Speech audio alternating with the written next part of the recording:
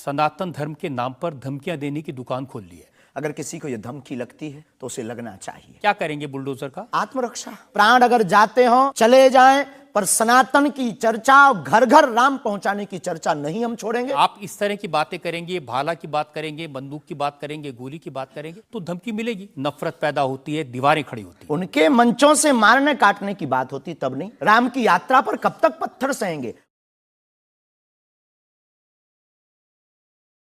शास्त्री जी, कुछ लोग आपको पीठाधीश्वर मानते हैं, कुछ लोग गुरु मानते हैं, लोग महाराज कहते हैं, लेकिन आप जिस भाषा का प्रयोग करते हैं वो इस गरिमा के अनुकूल नहीं लगती कई बार। जैसे जिस सनातन धर्म की आप बात करते हैं वो वसुदेव सबसे पहले तो संयम, धैर्य, भाषा पर नियंत्रण, ये सब।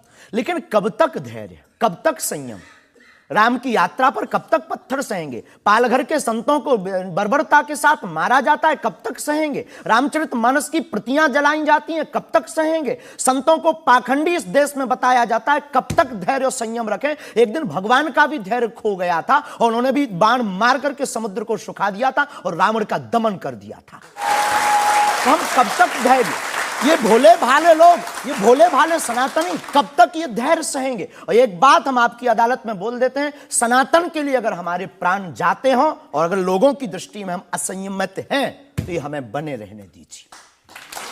देखिए, सनातन धर्म के बारे में आप अच्छी बातें कहें, किसी को आपत्ति नहीं है, लेकिन अभी जो आप इतनी जोर जोर से कह रहे थे कब तक बर्दाश्त करें, कब तक बर्दाश्त करें, तो कौन आपको बर्दाश्त करने को कह रहा है? जो ये प्रतियां जला रहे हैं, जो संतों को मार रहे हैं, जो सनातन के खिलाफ झूठा प्रचार कर रहे हैं, जो संतों के खिलाफ और सनातन की संस्कृति को छिन्न भिन्न करने के लिए मूवी बना रहे हैं। जब आप ऐसी बातें कहते हैं ना तो असदुद्दीन ओवैसी जैसे लोगों को ये कहने का मौका मिलता है कि इन लोगों को अनाप शनाप बातें करने का अधिकार दे दिया सरकार ने।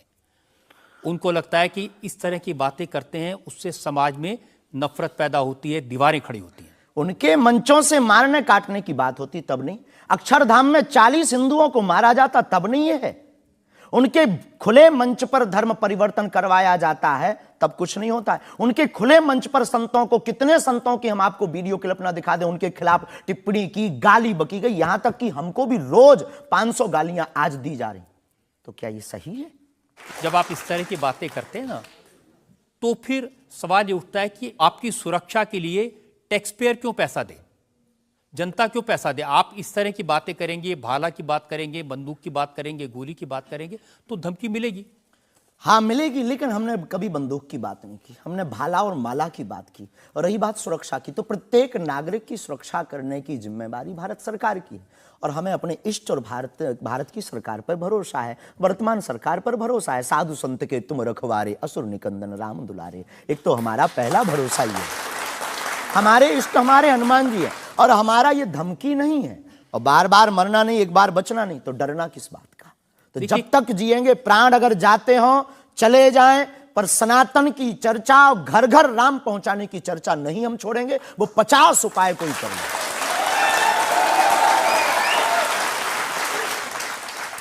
कोई ना कोई डर तो है।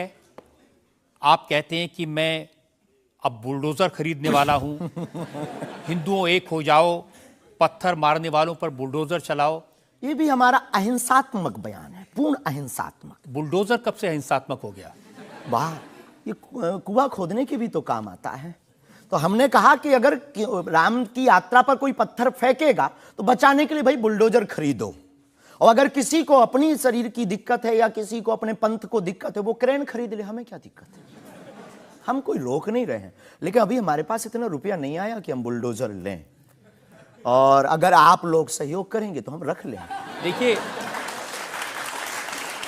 ये डायलॉग मारना अच्छा है, डायलॉग नहीं, लोगों को मजा भी आता है, गुरु की परंपरा के अनुसार हम सिर्फ एक बात बताते हैं। हाँ, लोगों को डायलॉग लगता है। कैसे गुरु हैं जिनकी परंपरा में कभी भाला, कभी बुलडोजर, और फिर कहते हैं मैं अहिंसा की बात करता हूं। ये हमारी ऋषि परंपरा है, ये भगवान राम की परंपरा है। अच्छा, भगवान राम के टाइम पर बुलडोजर आते थे, भगवान राम धनुष बाण लिए थे। अब थोड़ा टेक्नोलॉजी बढ़ गई है तो टेक्नोलॉजी के हिसाब से हमें भी बदलना चाहिए। परिवर्तन प्रकृति का नियम है। क्या करेंगे बुलडोजर का?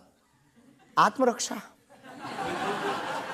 घर के बाहर रखेंगे कि देख भाई तू आना मत, ये भी है।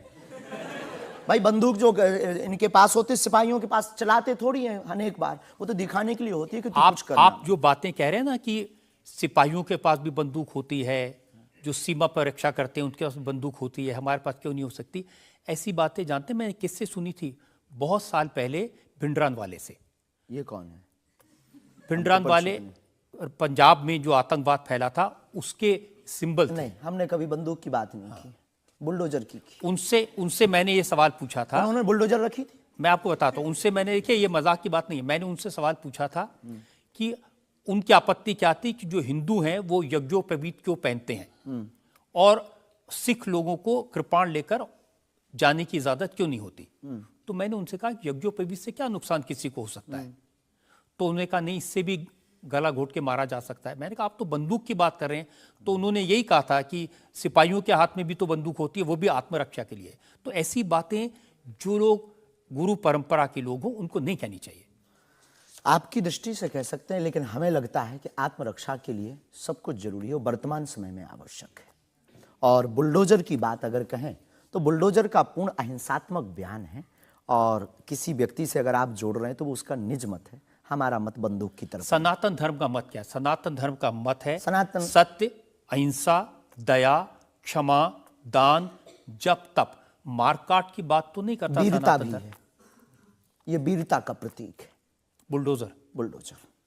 ऐसा लगता है कि जैसे आपने सनातन धर्म के नाम पर धमकियां देने की दुकान खोल ली है। अगर किसी को यह धमकी लगती है तो उसे लगना चाहिए, क्योंकि प्रत्येक भारतीय नागरिक को बोलने का अधिकार है, और हमें भी बोलने का अधिकार है सनातन के लिए, क्योंकि हमारा जन्म सनातन के लिए हुआ, हमारा जीवन सनातन के लिए है, और हम मरेंगे भी सनातन। बोलने पर आपत्ति नहीं है, हम धमकी देने पर आपत्ति है। हम धमकी नहीं देते, हम सिर्फ ये कहते हैं कायदे में रहो तो फायदे में रहो। ये भारत राम का देश है।